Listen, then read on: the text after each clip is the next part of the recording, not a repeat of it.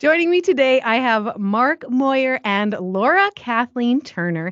They are the creators of a brand new play coming to Providence College and Theological Seminary. It's called When You're a Star. Marc and Laura, thank you for joining me today.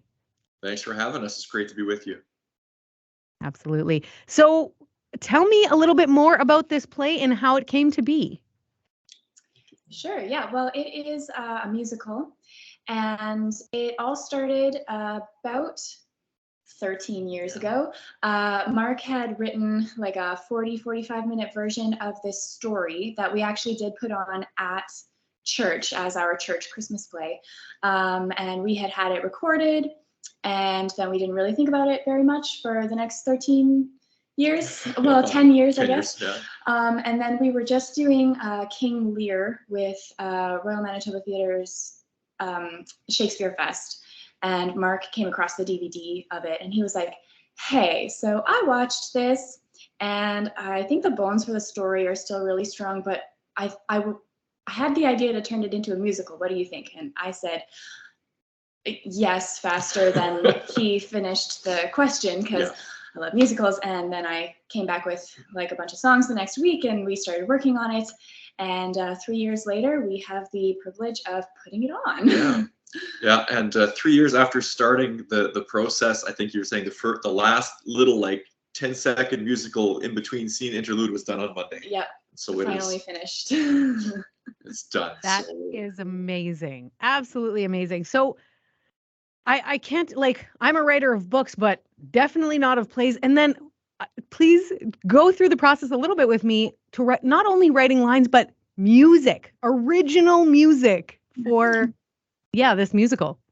Yeah, it's been a fun challenge. I mean, I've been a playwright for years, and so writing the script isn't an issue. Writing a script that weaves seamlessly into songs. One of the big challenges with writing a musical is you want your music to help continue and propel the story. You don't want to be like scene, you're acting, you had a great moment, and then you stop and sing a song. And there are musicals that are like that, where it's like hitting the back of a truck with because you've got all this momentum and it just stops so someone can sing a song. And so we didn't want to do that. We wanted to be something where the music actually helped tell the story, and I think we've really succeeded with that. And we co-wrote the script, and I mean, Laura has written the majority of the music, but we certainly collaborated on a lot of it. I wrote a couple of songs, and we've kind of got a fantastic. When it comes to music, it's great. With Lennon and McCartney, they'd bring each other, a chunk of a song, and then the other one would finish it. And with me, I'll bring Laura like a tiny piece of a song, and then she'll write 80% of it, and then I get to take credit for it. And then, or I'll have like 80%, and I'll say, it's good, but it's not there yet, and she'll take it and just make it amazing. So it works well. Amazing. Writing a little more. You've done orchestration. That's a new thing for you. That's really cool. So I spent COVID learning how to orchestrate. So we actually have fully orchestrated tracks that are playing for our songs. It's not just us on like a piano and a guitar, which has been a really, really fun challenge, because that's not something that I've ever done before. But yeah, just in terms of writing music, it's especially for a musical, I think you just need to choose what your pillar moments are.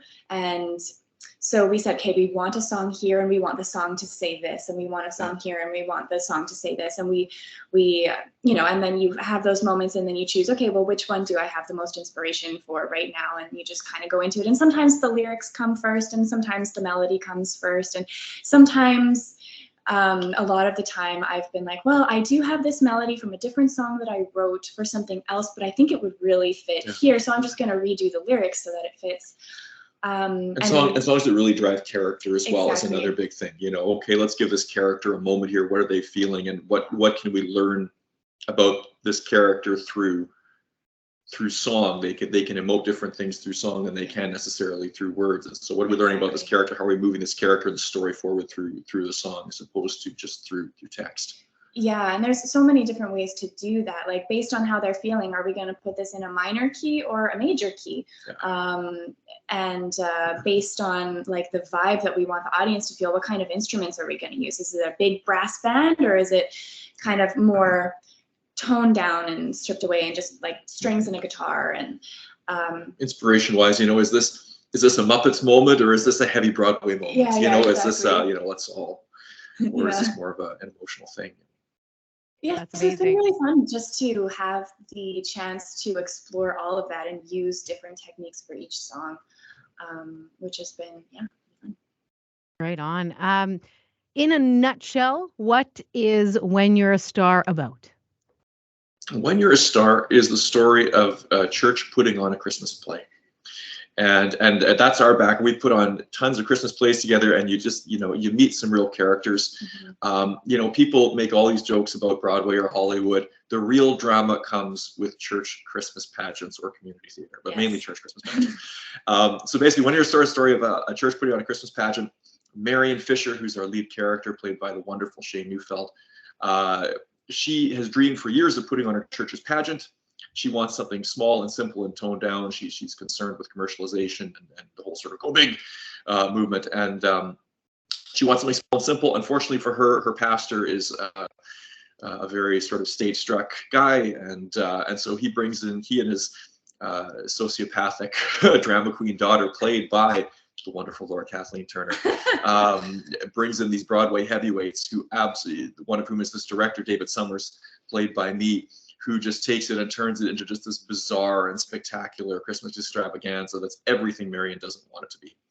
And so while that's going on, there's also a subplot of David's friend Tony Richardson, who's a Broadway star, and he's trying to figure out his life, what he wants to do, and he and Marion have a wonderful sort of chemistry right away, and we developed sort of a love story there. And so that's sort of the story in a nutshell.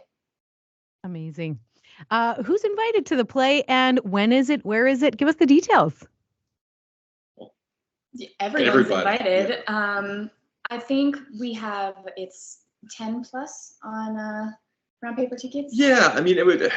Yeah, if you're bringing kids, I mean, if it was a movie, I'd probably rate it PG-13. I mean, there's humor for every kind of humor palette. I mean, there's slapstick, there's some dry humor, there's a little bit of naughty humor. I mean, there's something for every comedic palette. Yeah. But yeah, I mean, youth, adults. Coming out of COVID, we knew people would need to laugh. Yeah. And this is going to give everybody an opportunity to laugh to the extreme. Yes. and it runs next week. We open a week from today. We're going to be arriving in our dressing rooms and starting to get ready to go. Fantastic. It runs for 6 days. Is that right? 6 performances. Oh, sorry. 4 days. So it runs from the 15th to the 18th. And there's a matinee on the 15th and an evening show on the 15th. And then there's a matinee on the 18th and an evening show on the 18th as well. And then all the other days, there's just evening performances. And it's at Providence College. It's just at the chapel there in the main building. Perfect. If people want to get tickets, how do they do that?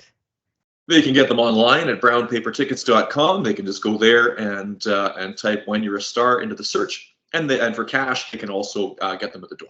And it's cash only at the door. Yeah. $20. You're going to see a fantastic show made in Manitoba musical. You're not going to want to miss it. Fantastic. Well, thank you both for taking the time to share a little bit more about this comedy musical. We're excited to share this with our listeners and break a leg. I hope you guys have a great time. Thank you for having us. Yeah, thank you. Absolutely.